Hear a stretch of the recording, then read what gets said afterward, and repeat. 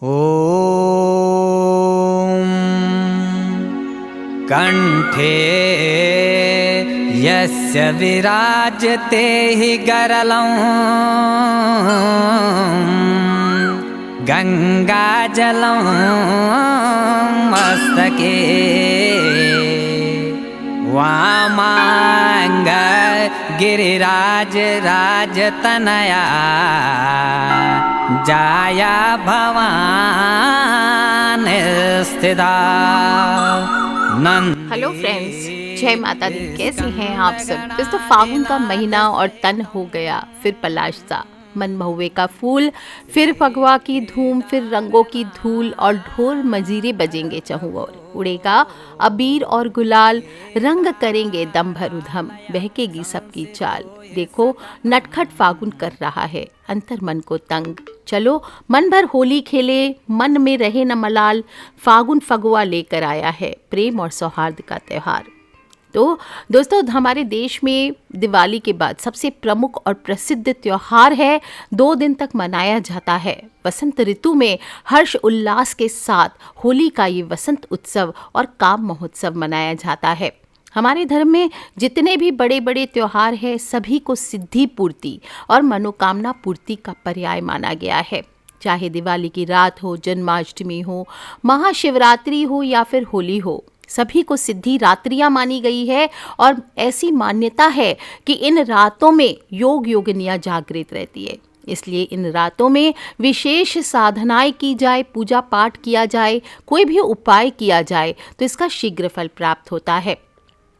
इस दौरान, होली के दौरान सभी शुभ कार्य बंद हो जाते हैं। 8 दिन पहले से ही होलाष्टक लग जाता है। होलाष्टक के दौरान अष्टमी के दिन चंद्रमा, नवमी के दिन सूर्य, दशमी को शनि, एकादशी को शुक्र, द्वादशी को गुरु, त्रयोदशी को बुध, चतुर्दशी को मंगल और पूर्णिमा को राहु उग्र स्वभाव में रहते हैं। और इन ग्रहों के उग्र होने के कारण मनुष्य के निर्णय लेने की क्षमता कमजोर हो जाती है, जिसके कारण इंसान कई बार गलत काम करने लग जाते हैं, हानि की आशंका बढ़ जाती है। इसीलिए ये 8 दिन कोई भी शुभ काम ना करते हुए फिर 8वें दिन होलिका दहन की महान रात्रि आती है, जहां हम अपने जीवन की सारी नेगेटिविटी अग्नि में आहुति के साथ खत्म कर देते हैं। देखा जाए तो घर घर महायज्ञ होता है। सारे समाज के साथ मिलकर आप एक महाहवन करते हैं और इस महान अग्नि में हमारे घर की हो, हमारे मन की हो, तन की हो, सूक्ष्म शरीर की हो, सभी निगेटिविटी इस महायज्ञ के ताप से नष्ट हो जाती है। होलिका दहन का दिन इस बार 7 मार्च को है। आप सभी को मैंने पहले बताया, मंगलवार पूर्णिमा तिथि की शुरुआत हो रही है 6 मार्च को दोपहर को 4:17 से, और पूर्णिमा तिथि की समाप्ति होगी 7 मार्च को 2023 में शाम को 6:09 पर। ऐसे में उदय तिथि के अनुसार फागुन पूर्णिमा 7 मार्च को ही मनाई जा रही है। भद्रा पूछ इस बार देखिए सुबह 12:43 से सुबह 2:01 तक है, और भद्रा मुख है सुबह 2:01 से सुबह 4:11 से। भद्रा काल में सभी को पता है कि होलिका दहन नहीं किया जाता है, तो इस बार नहीं है पूरे दिन भद्रा का साया, तो होलिका दहन शाम को 6:24 से रात को 8:51 तक की जाएगी। जो लोग भी रंग वाली होली धुलेंडी करना चाहते हैं वो बुधवार को 8 मार्च को मनाएंगे। इस दिन धृति योग है। 6 मार्च को रात को 8:54 से 7 मार्च को रात्रि में 9:14 से रहने वाला है। इसके बाद शूल योग रहने वाला है, और प्रतिपदा तिथि शाम को 7:42 तक ही है। उत्तर फागुनी नक्षत्र है, जिसके स्वामी राजा सूर्य देव हैं, ग्रहों के राजा हैं, तो इसलिए इस दिन बहुत ही शुभ मुहूर्त है। अपने समय के अनुसार जो बताया गया, इसमें आपको होलिका दहन करना चाहिए। भद्रा में क्यों नहीं करना चाहिए? क्योंकि पंचांग में 7वें करण का नाम विष्टि है और यही भद्रा के नाम से जानी जाती है। भद्रा को शनि देव की बहन और सूर्य की पुत्री भी मानी गई है। इसका स्वभाव भी अत्यंत ही तामसी और क्रोधी है, और कई बार भद्रा के कारण आप देखते होंगे कि होलिका दहन के मुहूर्त को लेकर के समस्याएं पैदा होती है। लेकिन इस बार भद्रा फागुन पूर्णिमा तिथि में लग रहा है, लेकिन होलिका दहन के सुबह ही खत्म हो जा रहा है। 6 मार्च को भद्रा शाम को 4:17 से सुबह 7 मार्च को सुबह 5:15 तक रहने वाली है, और भद्रा का वास धरती पर रहेगा। बाकी भी पूर्णिमा की पूजा के लिए इस दिन जो मुहूर्त जानना चाहते हैं तो लिस्ट देख लीजिए। अभिजीत मुहूर्त सुबह 11:46 से 12:43, विजय मुहूर्त है, गोधूली मुहूर्त है, अमृत काल है, सायं संध्या मुहूर्त है, निशिता मुहूर्त है शाम को 11:44 से 12:33 तक। तो अगर समय पर आप नहीं कर पाए होलिका दहन किसी वजह से तो इन मुहूर्तों में भी कर सकते हैं। ध्यान रखें, घर में हो या फिर आसपास कभी भी होलिका दहन किया जा रहा हो तो घर के सदस्यों को इसमें अवश्य शामिल होना चाहिए।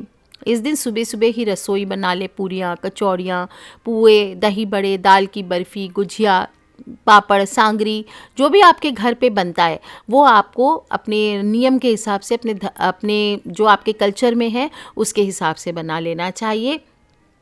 सूर्यास्त के पहले तक रसोई पूरी हो जानी चाहिए, क्योंकि पितृ के निमित्त इस दिन जो बड़ा भोजन बनता है इसमें आपको पितृ के निमित्त थोड़ा भोजन अवश्य निकालना चाहिए। उसके पहले जूठन ना डालें कि रसोई बना रहे, बच्चा आया, मम्मा पुआ दे दो तो जल्दी से एक पुआ दे दिया, मम्मी दही बड़े दे दो तो जल्दी से दही बड़े दे दिए, ऐसे ना करें।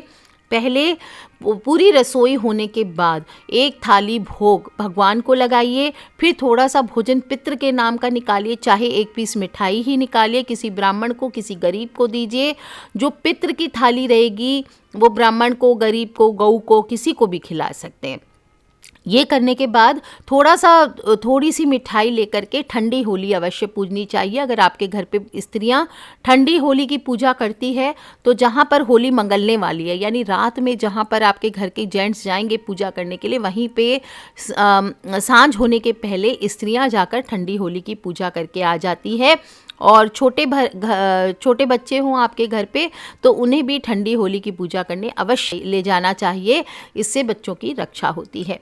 कुमकुम चावल, जो भी आपके प्लेट में, पूजा की थाली में क्या क्या होना चाहिए, कुमकुम चावल, कलावा, नारियल, अबीर, गुलाल, लौंग, कपूर, पुष्प, 7 हल्दी की गांठ रखनी है, कच्चा कुकड़िया यानी कच्चा सूत 4-5 ले लीजिए, क्योंकि होली के अगले दिन जो लोग सुबह सांपदा का डोरा, लक्ष्मी माँ का डोरा लेते हैं वो भी लेना होता है, और 7 फेरी भी लगेगी कच्चे सूत के साथ, इसलिए वो ले लीजिए। जौ की बाली, चने की झाड़ी, जल का लोटा, भोग, जो आपने भोग बनाया वो एक ठंडा दिया लिया जाता है जो बिना जलाए वहाँ छोड़ कर आते हैं, कलावा, धूप, अगरबत्ती, माचिस, गोबर के बड़कुल्ले जिनके यहाँ बनते हैं, गोबर के बड़कुल्ले अवश्य ले जाने चाहिए।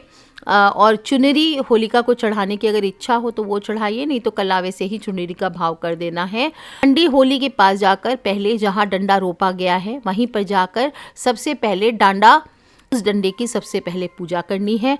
फिर होलिका को तिलक करना है, दोनों की पंचोपचार पूजा करें, जल आदि चढ़ा के, फिर भोग चढ़ाइए। एक ठंडी होली वाला बड़कुल्ले की माला अगर आपके यहाँ बनती है तो बड़कुल्ले की माला लेकर के जाइए, सूत से 7 परिक्रमा लपेटते हुए कीजिए। इसके बाद ठंडा जल डालिए और दीपक जलाकर वहाँ रख दीजिए। इसके बाद बच्चों को भी टीका चावल करके धुकाइए।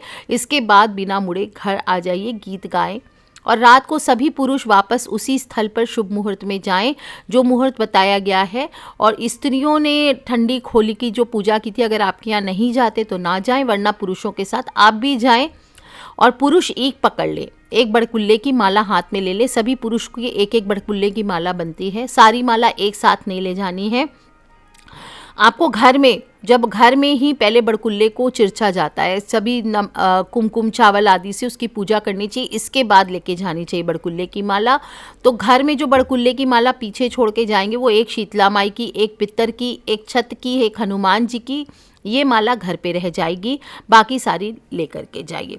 जब होली मंगल जाए तो डंडा निकाल कर आप सभी पहले अपने लोग जो भी जौ, चने की झाड़ी आपने ईख के डंडे में बांधी है उसको आपको भून लेना चाहिए, और अपनी अपनी माला जो भी आप लेके गए हैं पुरुष वर्ग, वो सभी होलिका में अर्पित कर दीजिए। अर्पित करने के बाद 4 या 7 फेरी लगाएं और अंत में थोड़ा जल डाल करके वापस आना है।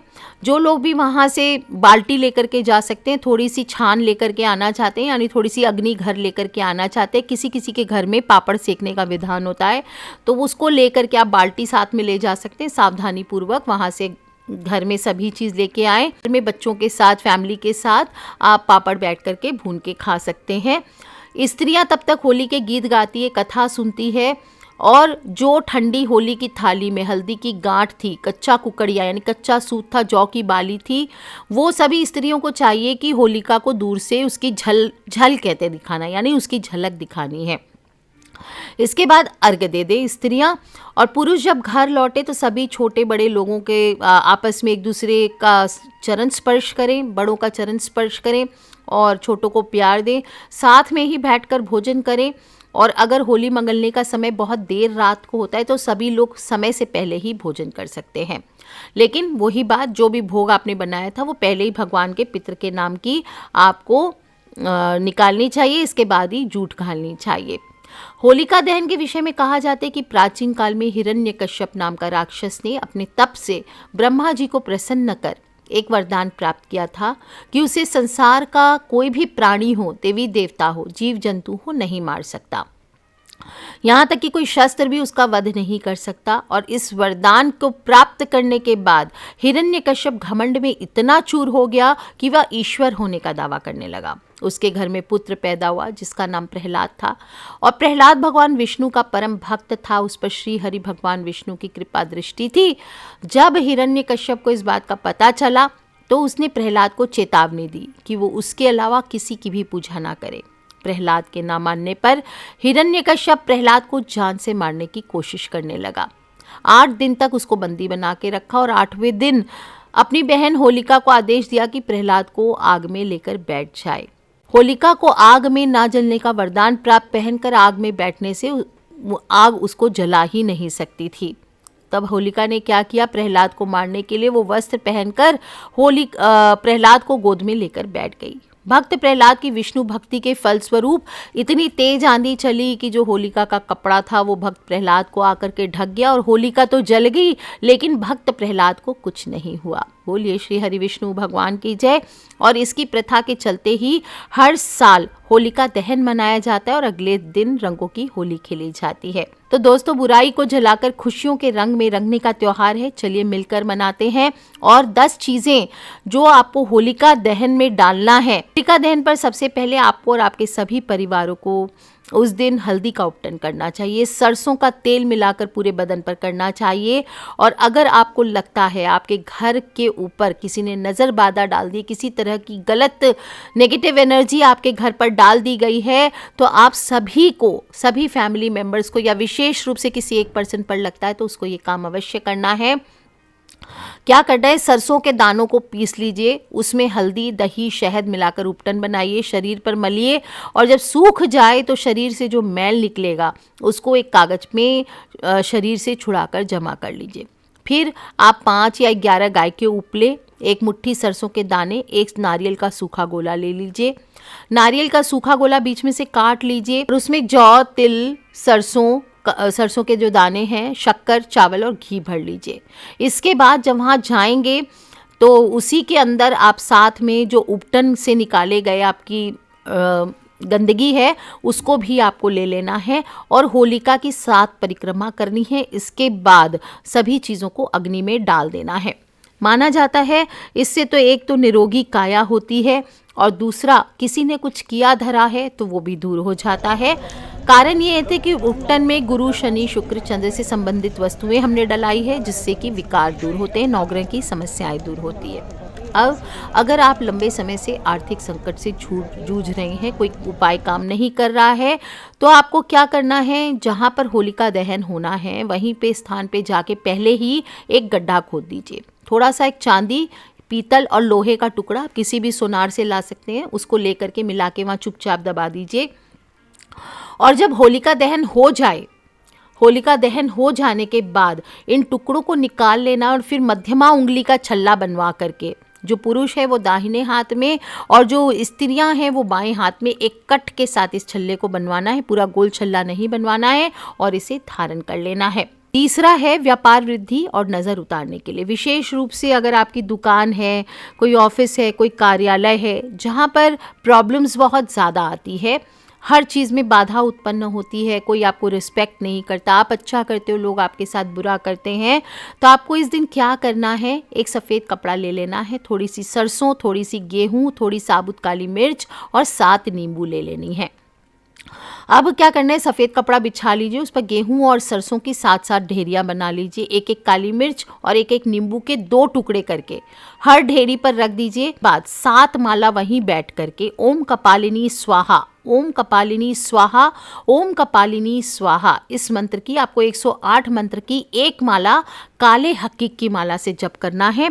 काला हकीक ना हो आपके पास तो फिर आप रुद्राक्ष की सिद्ध माला हो तो आप रुद्राक्ष की सिद्ध माला से भी कर सकते हैं। ध्यान रखें, अच्छी संस्कारित माला आपके पास होनी चाहिए, 1.25 लाख जप से सिद्ध, वरना ये काम नहीं करती है। इस बात का ध्यान रखें, मंत्रों को सिद्ध करने में काफ़ी समय लगेगा आपको। और इस प्रकार से करते हुए आपको ओम कपालिनी स्वाहा का जप करना है। फिर सारी सामग्री जो है पोटली बना करके लाल मौली से गांठ बांध लीजिए और दुकान या घर में एक सिरे से आरंभ करके चारों कोनों पर घुमा लीजिए और फिर बाहर ले आइए। रात में जब होलिका दहन में जाएंगे तो इस पोटली को लेकर के जाइए और भगवान से अपनी परेशानियां और दरिद्रता से मुक्ति के लिए प्रार्थना करते हुए होलिका में आपको इसको डाल देना है। दोस्तों विश्वास मानिए, आप देखेंगे बहुत जल्दी आपके दुकान में जो भी सेल्स आदि डाउन हो गए थे, परेशानियां हो रही थी, दरिद्रता सी आ रही थी, वो सभी दूर हो जाएगी। सभी प्रकार की नज़र बाधा दूर हो जाएगी। व्यापार बाधा होगी तो व्यापार बाधा दूर होगी। हर प्रकार की बाधा जीवन से दूर हो जाती है। जिन लोगों के पास भी हत्ता जोड़ी है, आज के दिन आपको थोड़ी सी राख, होली ठंडी हो जाएगी, अगले दिन वहाँ से कम 1 या 2 चुटकी राख आपको ले करके आनी और आपके पास जो हत्ता जोड़ी है वो आपके उसके ऊपर इस राख को चढ़ा करके 2 चुटकी सिंदूर के साथ, ऑरेंज वाले सिंदूर के साथ, और फिर आपको वहीं बैठ करके ओम महालक्ष्मी नमः या फिर ओम श्रीम रिम शिम कमले कमलाले प्रसिद्ध श्रीम रिम शिम ओम महालक्ष्मी नमः, आप देखिए 40 दिन तक इस मंत्र का जप कर लीजिए।